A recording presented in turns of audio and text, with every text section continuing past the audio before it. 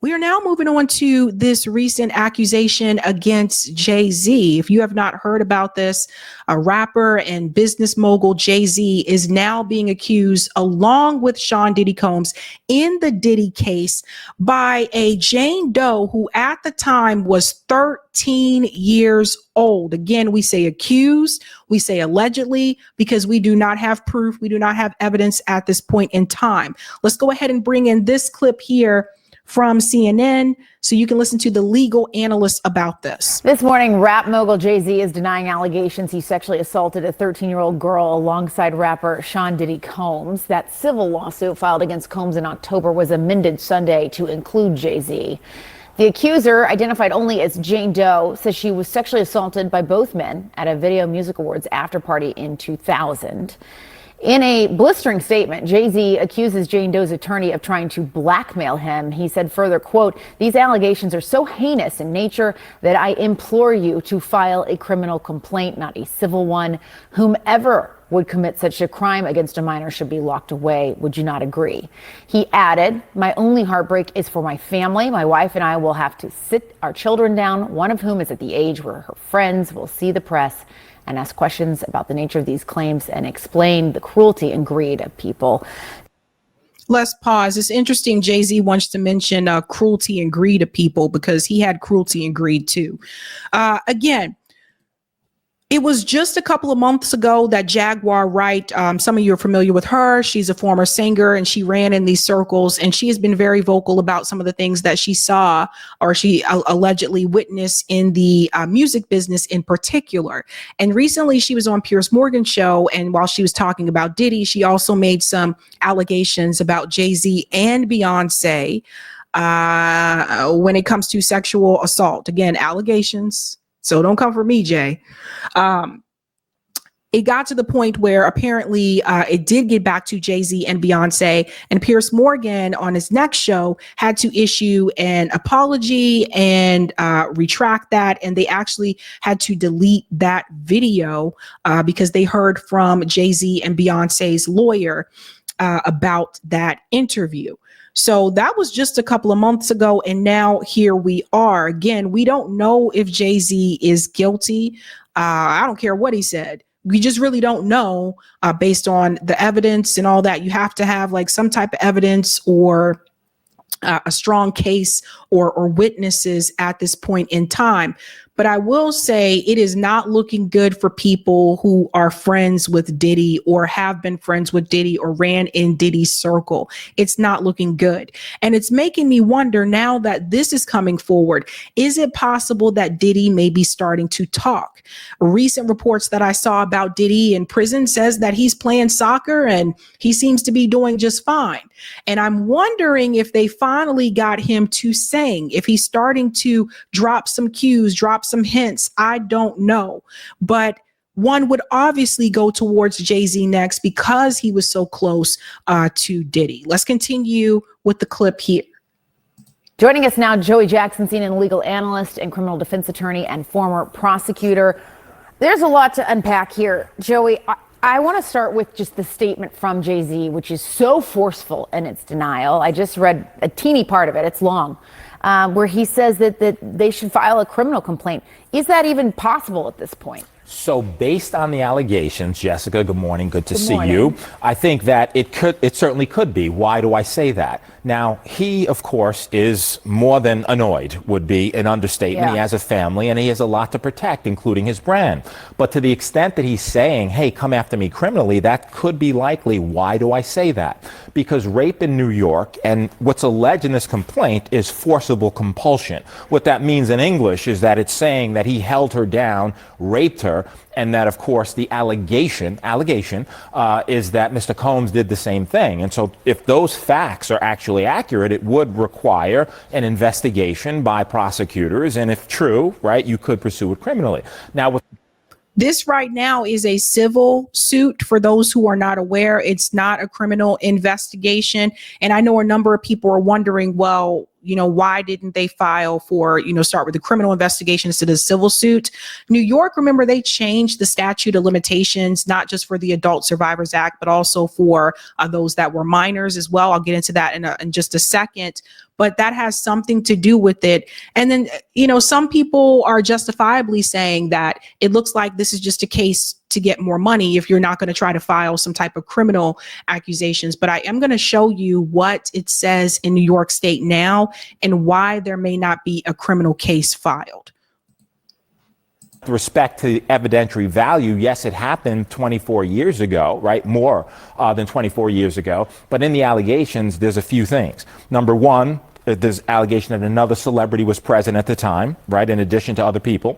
Number two, there's the claim by the victim, right, that she left, that she went and she was seen by a gas attendant who saw her in distress. Number three, that she phone called her dad, who showed up, the 13-year-old, and now removed her. So civil complaint, simply allegations, needs to be proven in a court of law. But if true, it could rise to the level of criminality. And, we'll see what happens, or if the DA looks and investigates. So yeah, and that's right. New York Varsity said this is a classic shakedown. And I also have questions too. Like if you think about it, Jay-Z and Beyonce's daughter, the oldest daughter, Blue Ivy, at this point, she's old enough to know what this is when she sees it. So the same way you're watching this show and you're seeing this clip from CNN, there are chances that she probably saw it too. She's old enough to be on YouTube. She's old enough to know, what the news is saying. She's old enough to know what her friends are saying. Have her friends come up to her and said, did you know that your father is accused of, such and such? So that's where I go to. I think about the kids. I think about like, how are they affected by all of this? Because they're innocent in all of it, and we don't know. Jay-Z is claiming that his lawyer there was an attempt of blackmail towards his lawyer. But what's interesting is that the gentleman that he is claiming is trying to blackmail the lawyer, that gentleman also came forward on Instagram and said that they were trying to blackmail him and trying to keep him quiet from coming forward. And I'll show you that as well. What happens now? So what happens now is this is simply a civil complaint. And in a civil complaint, it goes through the technical legal process. Now, the distinction, Jessica, between civil and criminal, of course, is that civil is for monetary damages, right? The system can only reward you with money. There's allegations that this 13-year-old is suffering from post-traumatic stress disorder, suffered depression, etc. So now you go to fact-finding, right? Before that, just briefly, there was a demand letter sent. And a demand letter is a letter being sent by a lawyer saying, hey, I don't have to sue you. We can sit, we can mediate it. If we reach an agreement, it never sees the light of day. Jay-Z saying, I don't care about your demand letter. I look at it as blackmail. You want to sue me, sue me. You want to look at it criminally, look at it criminally, but it'll go through the fact-finding process. If a trial is necessary to determine the facts, that's what will happen, but it'll be deemed civil. No indication at this point as to whether or not any criminal investigation will ensue as a result of this. Yeah, and Jay-Z came back incredibly forcefully against these allegations and really singled out that attorney as well for being, I'm paraphrasing here, but greedy, saying he's out to get money and calling that letter essentially blackmail. Yeah, and in addition to that, Jessica, also suing the attorney, saying he's intimidating him, harassing him, etc. Now, demand letters are not new. What lawyers do is they send them out as a matter of protocol and practice so that you can expedite the process. At the same time, there's certain ethical standards that you have to use, and you have to have a good faith factual belief that this is true. Now, you can argue this complaint was filed in October, right? Could have mentioned Jay-Z then. You didn't. Why? It was amended now to include him. Are the factual assertions true? Are they fact or fiction? Is it a money grab or not? All of that will be litigated in a court of law, but according to Jay-Z, this never happened, is pure fiction. It is a money grab, and he's fighting for his name, reputation, and certainly innocence and justice in his view, which is he didn't have anything to do with it. Yeah, and well, even if he did have something to do with it, it's not like he's going to come forward publicly and say, yeah, it was me. I mean, come on. You touch on point two that I wanted to ask you about, which was that this was This was an amendment to this already existing lawsuit. What are people to take away from that? The fact that they're coming back and adding to this now with this specific name? Yeah, you know, Jessica, so it depends. That's also common. You could amend lawsuits, right, as a matter of course, and you do, to include certain factual allegations. The interesting thing to me in terms of your question and the takeaway, if you had this information about Jay-Z, it happened allegedly in September of 2000. Why not include it in the original complaint? What happened between October and now that necessitated you putting in, and it's a question of credibility. Was he celebrity A, right, as was noted in the October complaint? Is this pure fiction? And what's interesting in the complaint is he really, that is the lawyer, tries to tie Jay-Z to Mr. Combs in so many ways, right? Birds of a feather is the argument that he's making. You can make that argument. You need the facts to sustain it. Let's see if they come up with any facts. Okay, so there you go right there, ladies and gentlemen. And I do want to show you what happened in New York. Now, this is what is Tony Busby. This is what Tony Busby posted. Shout out to Welp. Mind you, Tony Busby posted this 3 weeks ago. So listen to this. I've been sued in Los Angeles in a last-ditch attempt to stop me from revealing names in public lawsuits. It won't work. The irony, the suit against me was filed by a powerful John Doe. Here is my full statement. We won't allow the powerful and their high dollar lawyers to intimidate or silence sexual assault survivors. It has been reported that a lawsuit has been filed against my firm claiming extortion. The lawyers that filed it also immediately called TMZ in an apparent effort to silence those who allege sexual assault.